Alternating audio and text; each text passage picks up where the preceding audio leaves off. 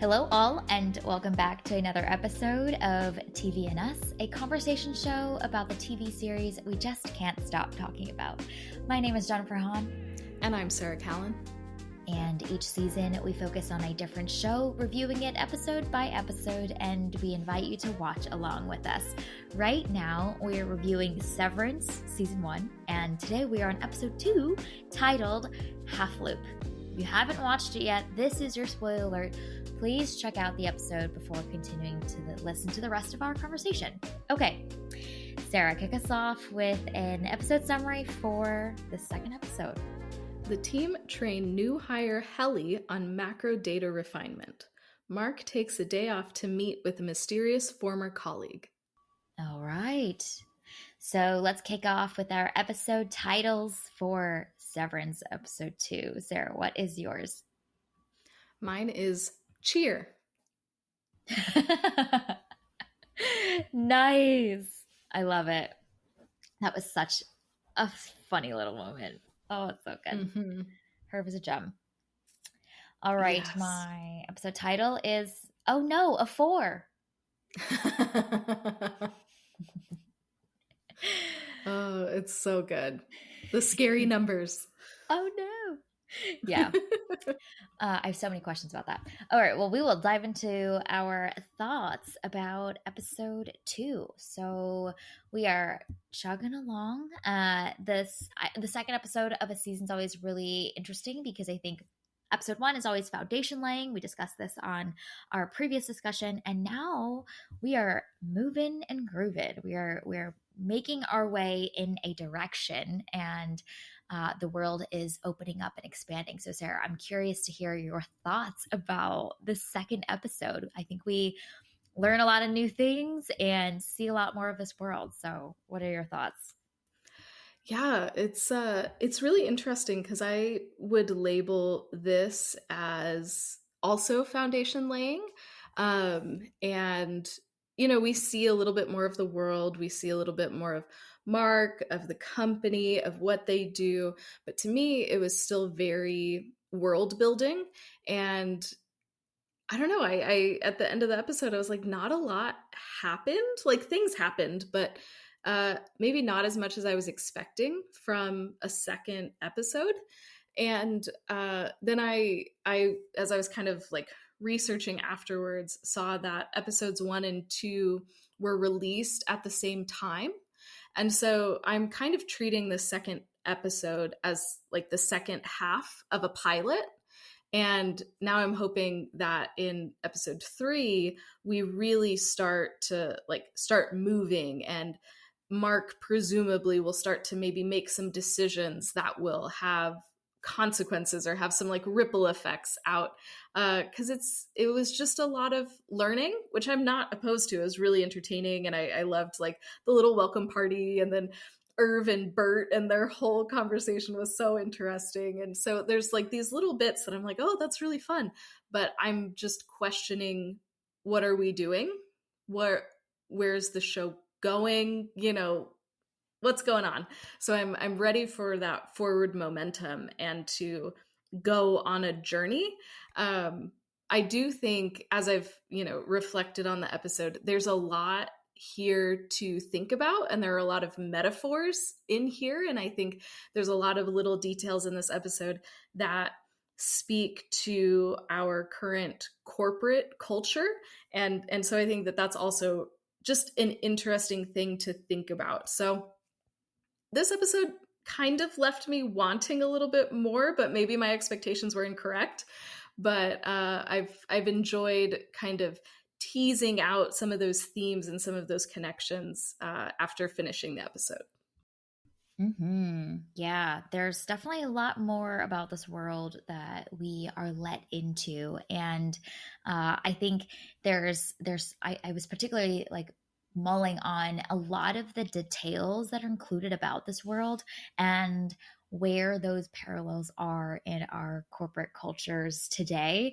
Honestly, like the first time watching the show, I was just trying to figure out what's going on and taking in all of the details and the rules and the aspects of this world, and being able to now like really mull on them more and think about the connection points to our healthy and unhealthy corporate cultures, I think has been really fun.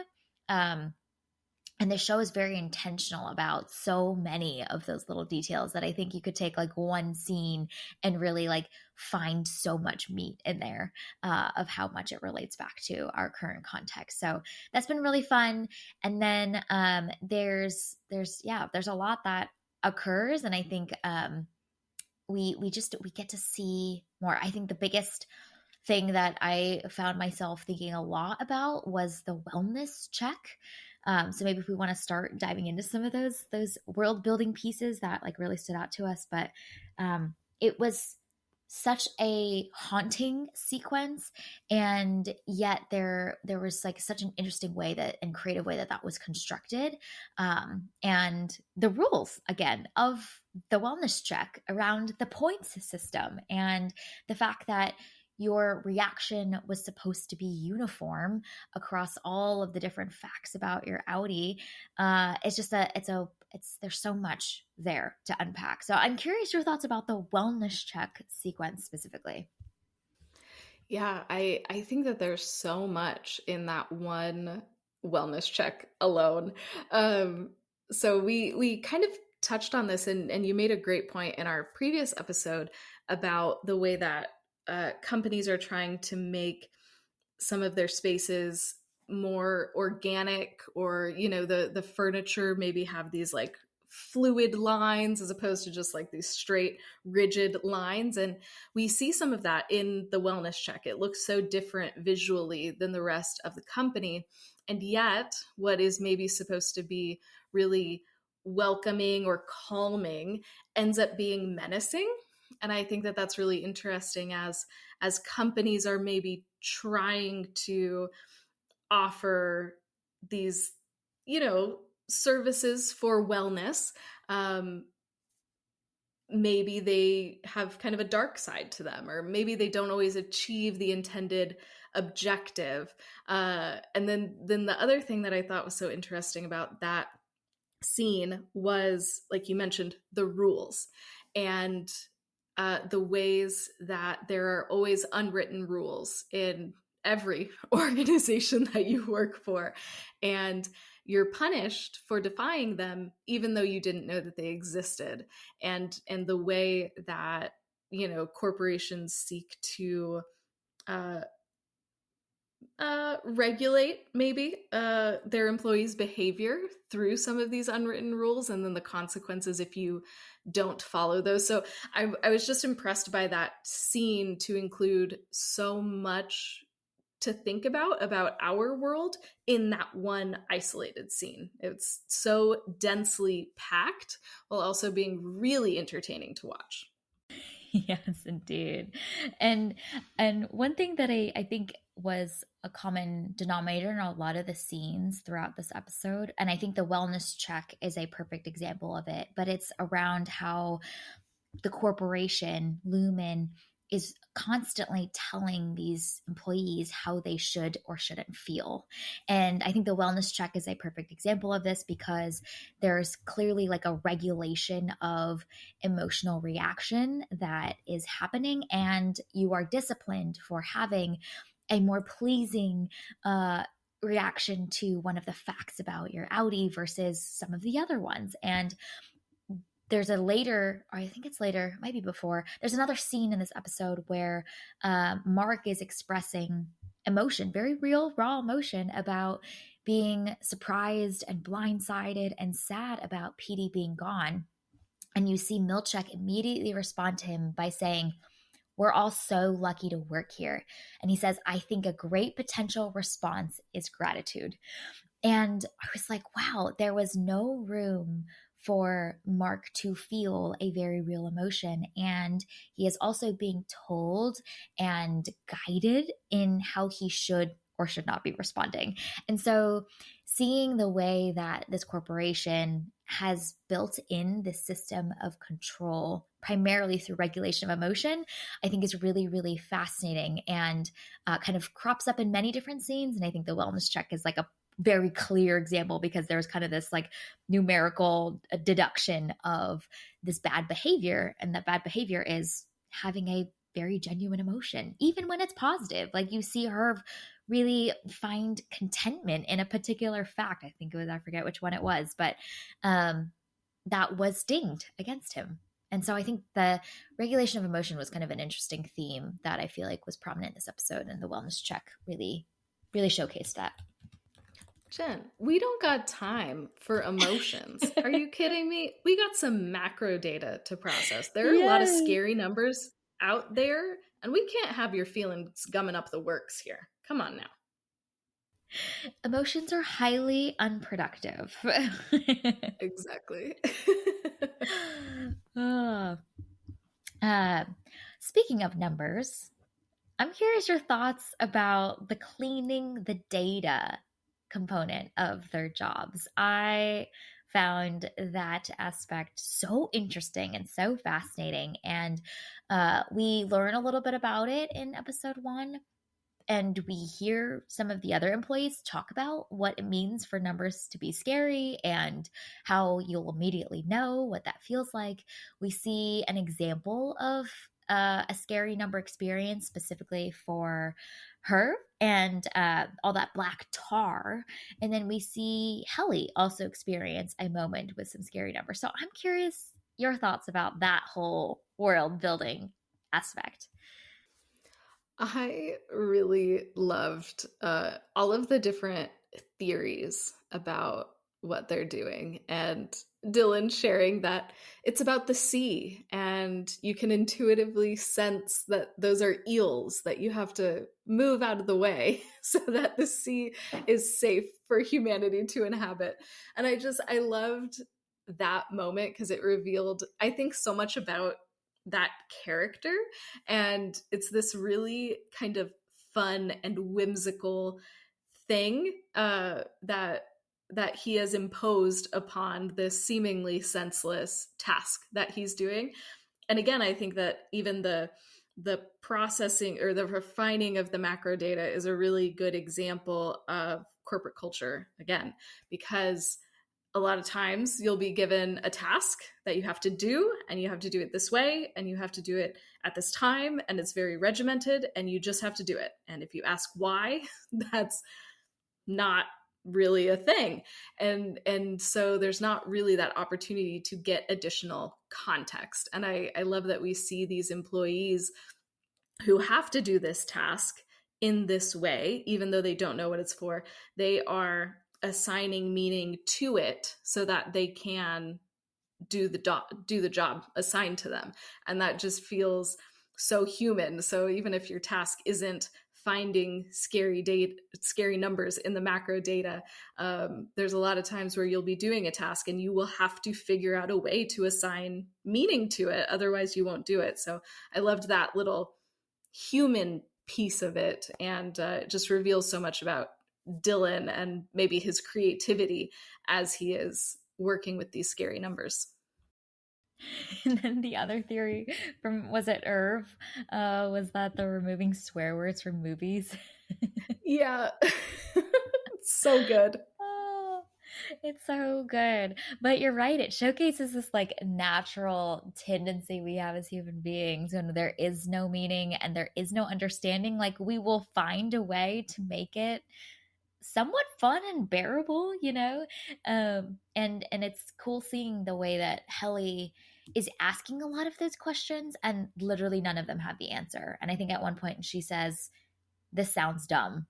And you're like, yep, sometimes we be doing tasks at your job where you don't understand or you only have partial context. I think that's maybe the more important aspect of this is that you don't have the full picture. And it's something that I think Bert says in the later scene with Irv around how Lumen is very intentional about separating and keeping the departments away from each other.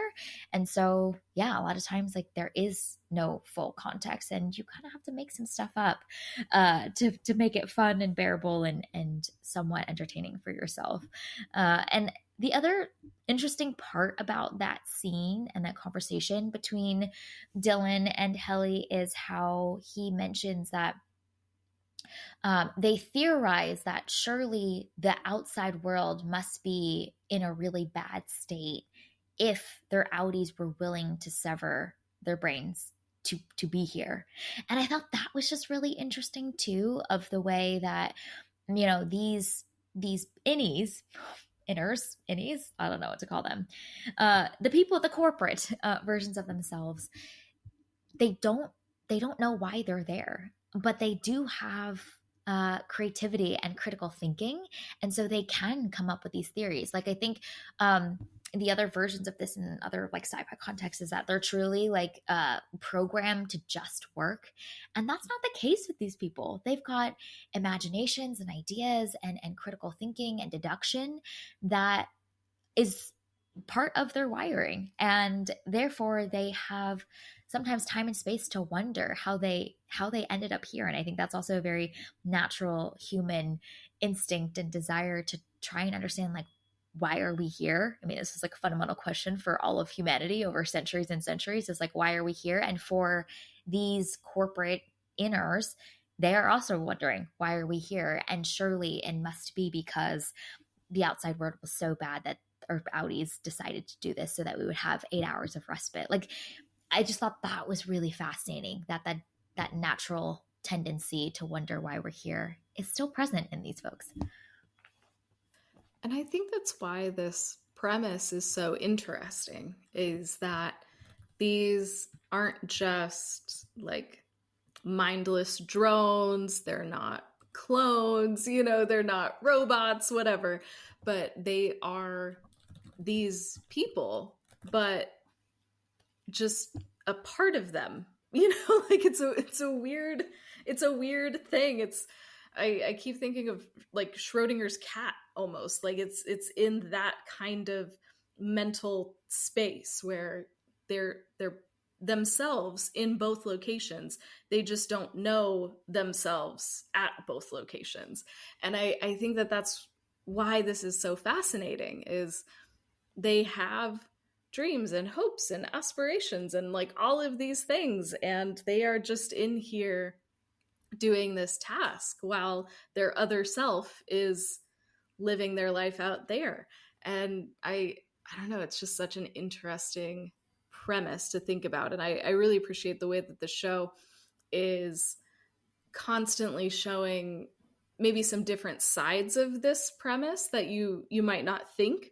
Because initially it's like, oh, that's kind of a cool idea. If I can leave work at work and not bring work home, that sounds pretty sweet. But then as the show is going on, then you're seeing, okay, there's some actually parts of this that I didn't think about that might not be so great.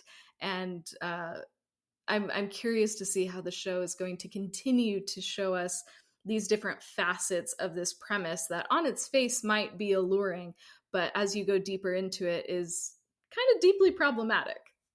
Mm-hmm. Yes. And one of the very interesting conversations that I think really showcases some of that more like menacing side of this whole situation is when Helly talks about wanting to quit.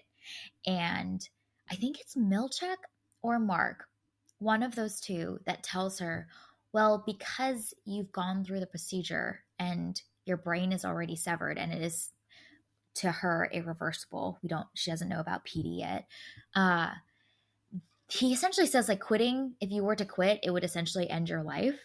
And I think that is a really fascinating detail about all of this, that I think the first time around I didn't pick up that nuance, but there is no way out, and that stripping of agency and autonomy for these people once they've chosen to do this procedure, I think is a really fascinating implication of the ethics behind a lot of this. So I appreciate that scene because I think it continues to highlight how high the stakes were for this and how potentially the Audi versions of themselves like may not have had that full understanding or context of what this means to go through the procedure and how you're kind of enslaved by this corporation for the rest of your life and there's really no way out.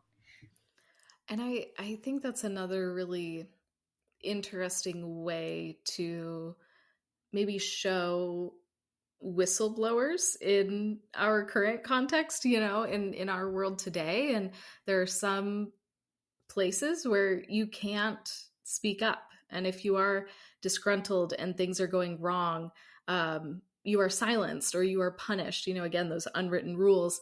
And then the way that some people can feel trapped because if you're in a not great work environment, things aren't good, but you have income, you have health insurance, there's some reasons to stay even if things are bad. And so I think that that's another really interesting world building component in this show, but I think it also provides an opportunity to think about some of our more unhealthy corporate practices and things I would like to believe are getting better in our world, but there's still plenty of examples where people feel stuck, they feel stifled, they are punished, whistleblowers are not treated well, all of those things. So that's another example of a little moment or a little scene that I think also has a lot of layers and provides some opportunity to think about our world too.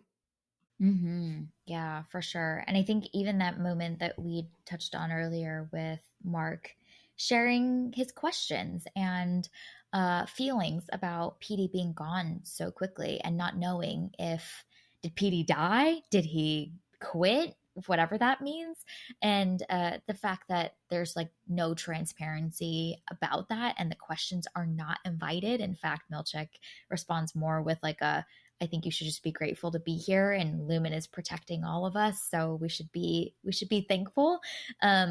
Is a way of shutting down those questions that are probing, that are wanting to understand more about what happened, but uh, he is not encouraged to, and in fact he's guided to not ask those questions.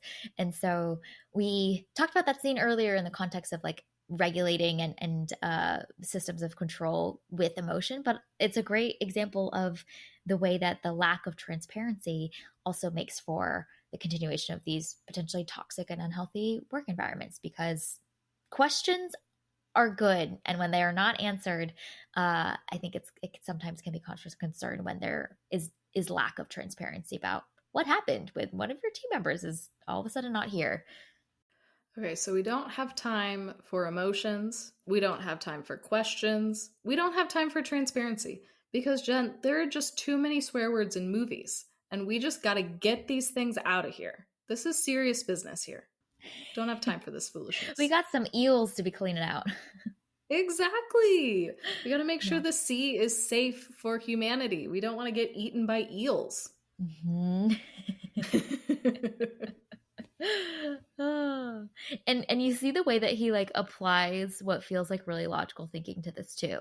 Like, okay, if Yes. if land is really bad, then the only other environments on planet Earth would be the sea. So then, of course, we would go to the sea. And then, of course, we would need to clean the sea so that we can coexist together with the natures. It's such Mm-hmm. like logical leaps from one step to the other, but when you zoom out, like it doesn't make makes no sense. But he went there. It's very good. Good job, Dylan. Well, and I'm curious to see if we're going to meet Dylan and Irv outside of this little room, and seeing if there are any connections. Like, is Irv a big movie buff or something? Like, is there some connection? Does Dylan love to go scuba Mm. diving? I don't know. Something with the sea. Or, like, what is Mark's theory about what they're doing, and then how does that relate to maybe his outside life? I don't know. I'm curious to see, because those examples were so specific, do they really relate to who they are as people maybe more deeply than they know when they're severed? Mm.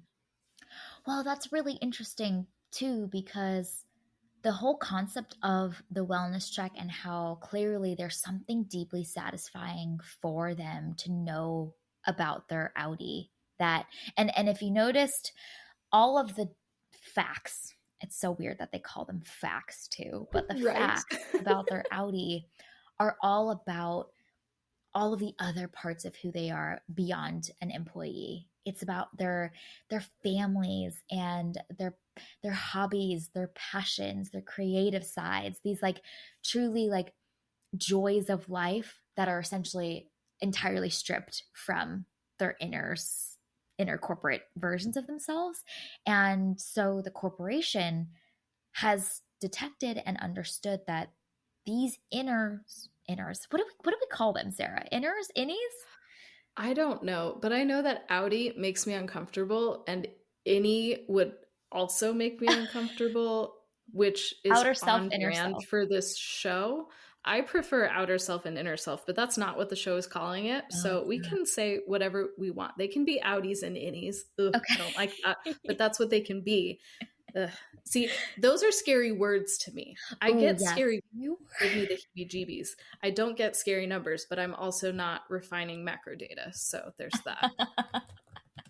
Okay, well, we will stray from the scary words for you. So, the corporation seems to understand that the inner selves need something to hold on to about their outer selves that are what really make them a human being, and I think that is so interesting. There's a need that the corporation is specifically filling with this whole program of the wellness check because there's a desire for them to know that they're a full human outside of this. And that is an interesting detail.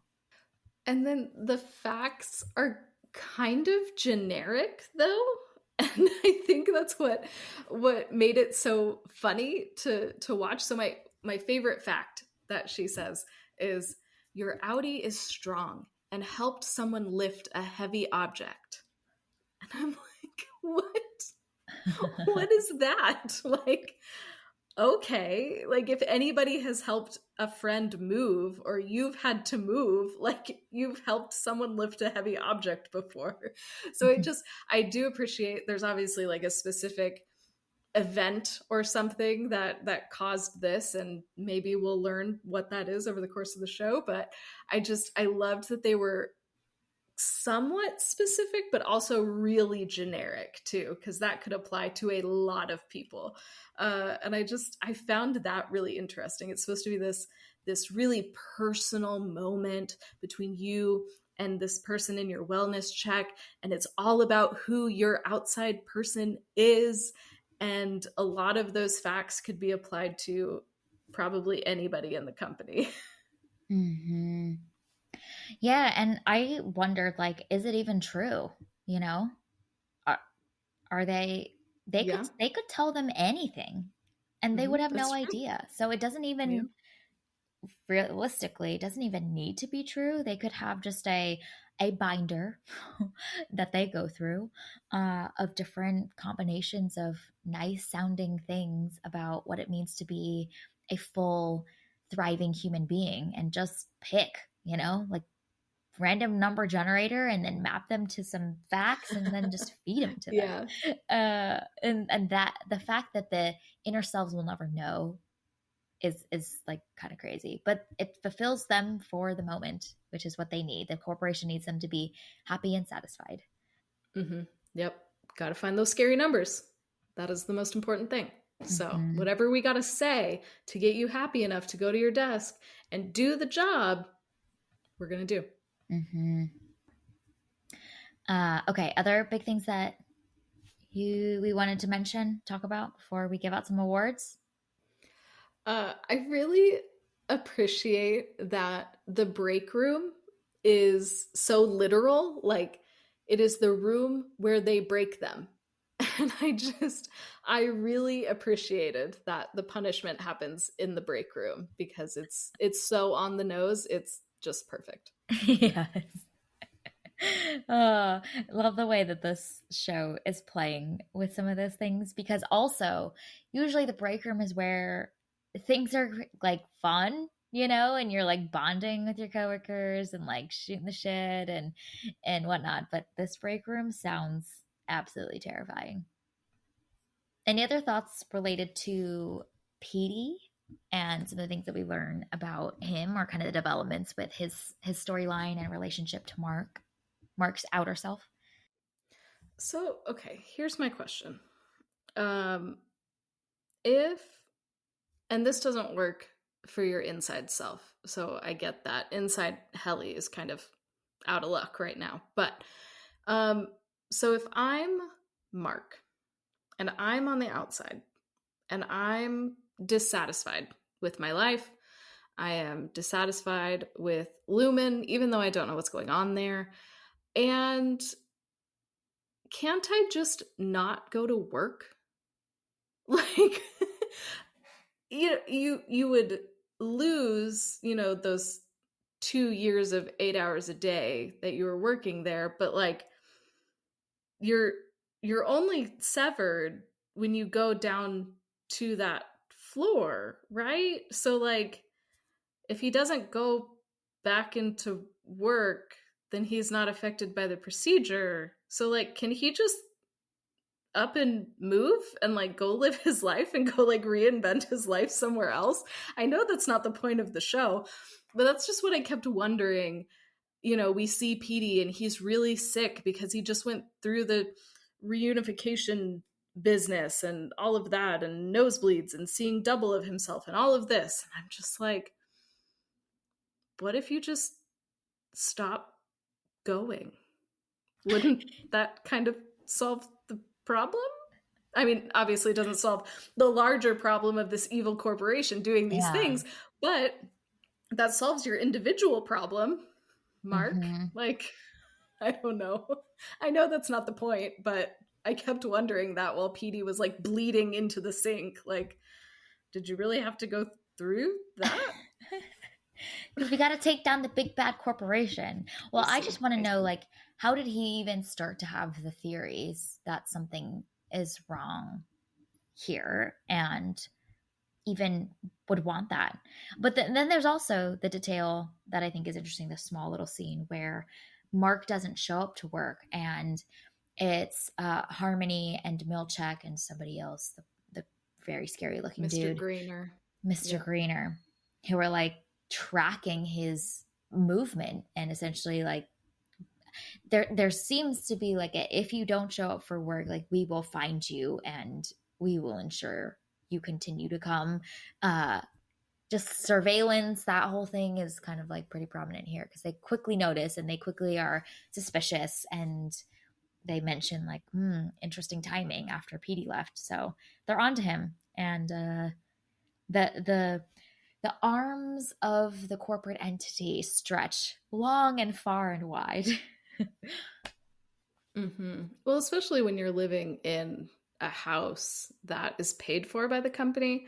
So I think that was my other question is like, why are you having your friend stay in your house when your friend left the company, is like, amassing its secrets, and you're living in a house owned by the company? Like, I guess Mark is not conspiratorial enough or like paranoid enough yet. And I'm like, buddy, you're not understanding what's happening here. Yeah. Like, are you not aware of how influential this company is? Because you are not responding appropriately to this, sir. Like, I need you to take better care of your outside self because this company is shady. And we're Mm-hmm. only 2 episodes in. So, Yep. yikes. But he has not a clue. Not a clue at Not all. a clue. None. One of the interesting scenes that was notable in this episode too is seeing Mark's outer self finally get riled up. I loved seeing some emotion in him because he's so disconnected and disengaged in the outside world. And when he interacts with the protester, we see this like strong outburst of anger in him and defensiveness. And there's a whole interesting like whole thought train you could go on with the concept of like self imprisonment and like are you in prison if you like voluntarily chose that for yourself, that they get into that little tiny debate about between him and the protester. But more notably, this is I think one of the first times we've seen Mark really feel a full real emotion in the show so far. And we get the sense that he lives very disconnected and disengaged. A lot of that's probably grief from losing his wife and all this kind of thing. But it was a quite notable moment. And there's something that like struck a chord with him in that scene that I was like, this is significant for the character. And there's some interesting parallels between his inside self and his outside self, because you see at Helly's welcome party is when inside Mark was able to be like, yeah, I felt really sad. And so I did this. And he has this level of emotional awareness that we hadn't seen, and some like self-reflection that we hadn't seen. And then in the outside world, you have that moment when Mark has his outburst. And so I think that that's interesting and points to the fact that it is one person, but it's just these two sides. It's not even sides. I don't even know how to say it, but it's inside outside self. But they are one person. And I'm also curious, like we know that this severed procedure, keeps your inside self there, but it's all one person's brain. It's all one person's body. Like they are the same person, just in two separate locations, and they don't remember. So how much of that bleeds through? Because we see some emotion from Mark in this episode that we hadn't seen, and we see it in both locations. So I'm curious if there's maybe more communication between the two sides than the company is willing to share, or maybe even that they realize. And if there's some overflow or overlap between the two, and maybe how that can lead to some kind of shenanigans or adventures within this weird world that has been built.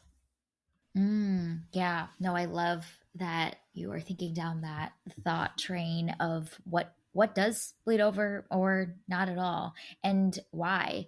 Because I think that's one of the things that they were testing in episode 1, in the opening scene with Helly, is essentially validating how effective was the procedure to truly sever your brain, and what bleeds over, what doesn't bleed over. And then it makes you wonder, like for Petey, why did he even suspect anything to begin with?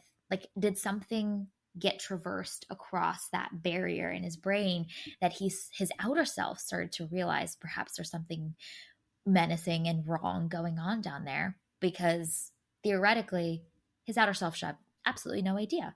And so, what would be cause for that concern and questioning for his outer self to go and have the reintegration procedure, and so all of these are really fun and interesting questions. And we even get a whole little ghastly clip at the beginning of being able to see what the severance procedure kind of looks like. And I think that was really interesting too. And it really does beg the question, how effective can the severance procedure really be, and what dribbles over and what doesn't? And the other question that I had after that procedure was timing.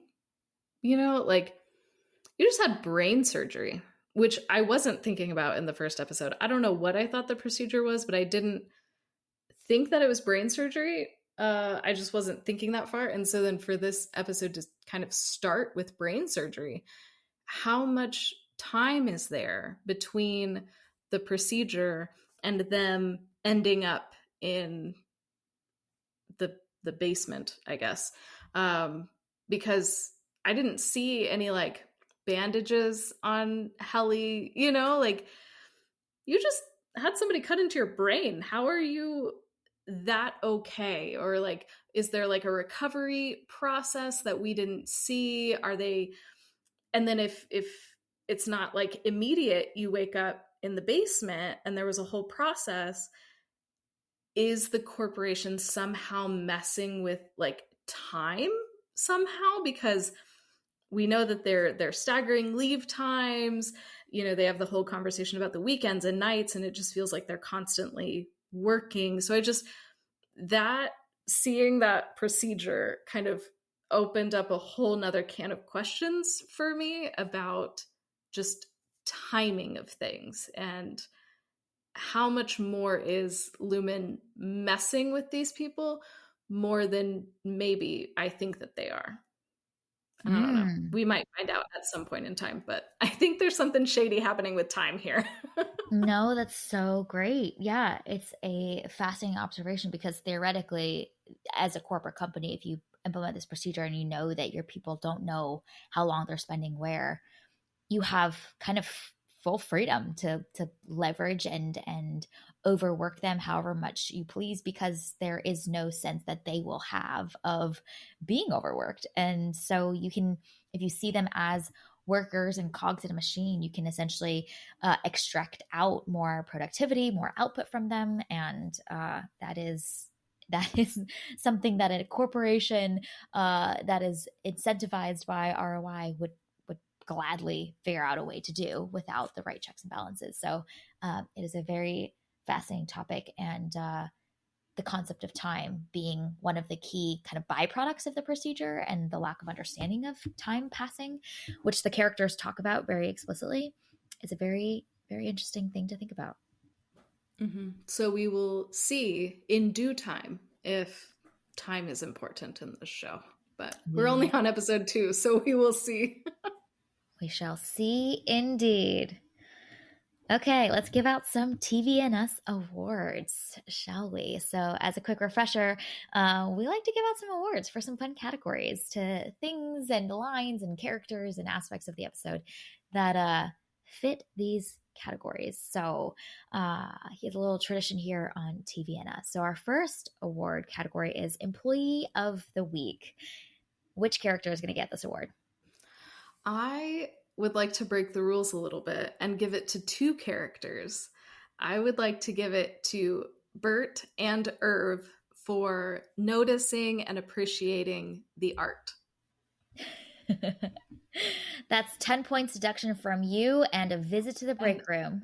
I'm fine with that because they both deserve awards because they were wonderful and they were so excited about the art. So I will take the 10-point deduction. That's fine. Send me to the break room. I don't care. Standing up for these guys. Oh, so good. Yeah, that was a electric little moment between the two of them. A real human connection that has been made in such an odd and sterile place. I'm going to give the Employee of the Week award to Irv for knowing all 9 Lumen principles. Oh, it's so good. I loved that little moment. It was so endearing. Okay. Next category is the move the needle moment. Which moment in this episode is going to receive this award? I want to give it to the moment when Helly sees the scary numbers and she knows what to do with them. Yes. The trainee is really taking Right? it by the horns and doing her job. I mean, props to Dylan for being a good teacher. Like, she saw those numbers after making fun of this for the whole episode. She saw them and instantly knew what to do. So good for her for remembering and paying attention, but also good for Dylan for being a good trainer. Yep. That was a great moment. And we will continue to see Helly's development and her arc throughout the season. My choice for the move the needle moment for me was the wellness check. I think that the difference visually is so stark, and then there's just so much to mull on and think about. And if there's the evidence of something like the wellness check that this corporation has implemented and is using on its employees, you can just imagine what else they might have up their sleeve. So I think that whole sequence was quite significant. Oh, it's such a good moment. And like you said, it gives you so much to think about afterwards. And it's one of those really smart moments that's so entertaining, and it also builds the world and it gives you something to think about. So it's just a great encapsulation of what a really thoughtful scene can do. Mm-hmm. Yep. Yep. Okay, the next category is achievement and corporatees. So this is a line of dialogue that really nails the dialect that is corporate environments. Sarah, what is your choice? So I want to actually give this to the sign at Helly's party that just says "Hello, Helly" in just The most. white paper, bland font, black ink. And it made me chuckle because it reminded me of the episode of The Office where Dwight and Jim are in charge of the party planning committee, and they do a terrible job with Kelly's birthday party and just have a sign that says "It is your birthday," and that's what that reminded me of. And like black and white letters, Yeah. boring as heck. So good. Uh-huh. It's So good. great. I am going to give this award to when it's at the beginning of the episode. Helly is running back and forth in the stairwell through the door, and Milchek is kind of getting her onboarded. And he says with the iciest smile, "It's amazing what you're doing." And I think right before that, he also says, "When we heard you're coming here, it was like a miracle." And that was chilling to my bones. Like the toxic positivity that is sometimes prevalent in corporate environments is so unhealthy. And I thought that was like the perfect example of just this encouragement without the genuine heart behind it. And they just want you to get in line and do what they need you to do and figure out how to get onboarded. So that was my choice for this award. Oh, it's such a good choice. And he is this really interesting character. I hope that we learn more about this character because he is so like upbeat and positive, that toxic positivity that you're talking about, and also so menacing at the same time. And that is just such an interesting combination that we see in this character. And that's Mm-hmm. on perfect display in that scene. It's such a good choice. Mm-hmm. And he nails it so well, carrying out all of the objectives from Harmony, from the big boss, but doing it in a way that's wrapped up in this like fake sweetness. It gets under my skin. I've been thinking a lot about the concept of toxic positivity, and I can't unsee it anywhere and everywhere. So uh when that moment happened, I was like, this is perfect. Great example. All right. What are you excited about or curious about seeing in the following few episodes looking ahead? Yeah, honestly, I really want to see a lot more of Christopher Walken. Mm, Him as Bert is just so fun to me. The way that he speaks and that he's talking about art and design is just literally perfect. And I want nothing else in my life. So yes, I want more Christopher Walken. He's hilarious. And then really, I want I want someone to make a decision, or I want something to go wrong. I'm I want forward momentum from this show, and I don't feel like I've felt that yet. Like mhm, Mark is outside Mark is starting to maybe learn some things and will maybe make a decision. And then we have inside Helly who's trying to rebel, but like, I don't know, man. I want progress is really like what I would like to see, because I feel like it's been entertaining world building, but I feel like we've just been world building for 2 episodes. And so I want I want something to happen. I want something to go wrong. I want action to be taken. I want to move in this journey somewhere. I don't really care where we go, but I'm ready for things to start happening. And so we'll see if that happens in this next episode, or if I need to adjust my expectations for the pace of this show. So we'll see.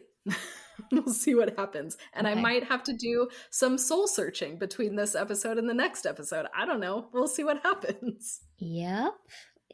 I will be very intrigued to hear your thoughts in the next episode, because you're right. We're kind of at that point in a season where we're kind of like, okay, so what are we doing here? And there's a lot of questions too around what's going on, and will we find answers to our questions that are spinning around everywhere in our minds. I think in our last episode, we said we were, what was it, like a ball of questions and a mountain of something. So we will see if any of those are tackled in the next episode. So there's just so much world building that inevitably it begs questions for wanting explanations, or at least more clues to get the feeling of a little bit closer to answers. So that is what I'm excited to see, and excited to see your thoughts and reactions to episode 3 when we cover it next. All right. Well, this was our review and discussion of episode 2 of Severance. You can find it available to stream on Apple TV+. Thank you for listening to today's episode of TV and Us. Our name sums it up. We're big fans of TV and the powerful ways we can connect with each other and the world around us. This podcast is about all of us and our shared stories, so everyone is welcome here, and we're so glad you spent time with us today as we continued our journey through Severance Season 1. You can subscribe to this podcast on Spotify, Apple Podcasts, or wherever you tune into your favorite shows. Drop us a rating and review letting us know your thoughts about episode 2. You can connect with us on Instagram, Threads, and TikTok at tvnspod, or email us at tvnspod@gmail.com. We will be back soon in a couple of days to discuss episode 3. We hope you have an amazing weekend. We will talk again very soon.